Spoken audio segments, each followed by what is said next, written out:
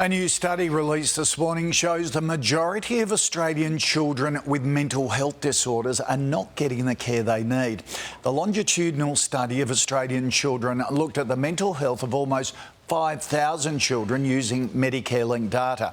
Fewer than 1 in 4 kids with mental health problems saw a doctor in the 18 months after being diagnosed. Also found young girls were less likely to receive treatment. 30% of those who received support were female, despite girls representing 50% of those needing health.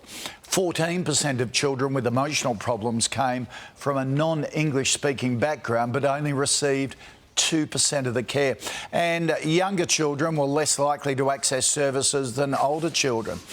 For more, we're joined by Professor Harriet Hiscock. Good morning to you. Are you surprised by the results of this study? Look, Koshi, I've been a paediatrician for 20 years, so I guess I wasn't completely surprised, but I was quite saddened as to the extent of the lack of help that our young children are getting, particularly children under the age of 12 years. So is it the lack of services available, or is it up to us as parents? Are we the problem, the families, that we don't realise our kids do need support and take them to it? Look, it's a combination of these things. There's certainly a lack of publicly funded services for the under 12-year-olds in Australia, and many of the parents I've spoken with say we can't afford the out-of-pocket costs even with a Medicare rebate.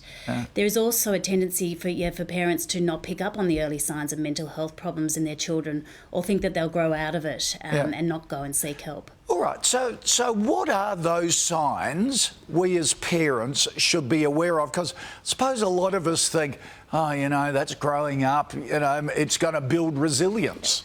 That's an old-fashioned way of thinking, isn't it? Yeah, and we've got to be careful not to overcall everything, but I guess it's persistent problems. So if your child is having persistent headaches and there's no medical cause, or persistent tummy aches, or not wanting to go to school, or losing interest in things that they used to formerly, enjoy doing.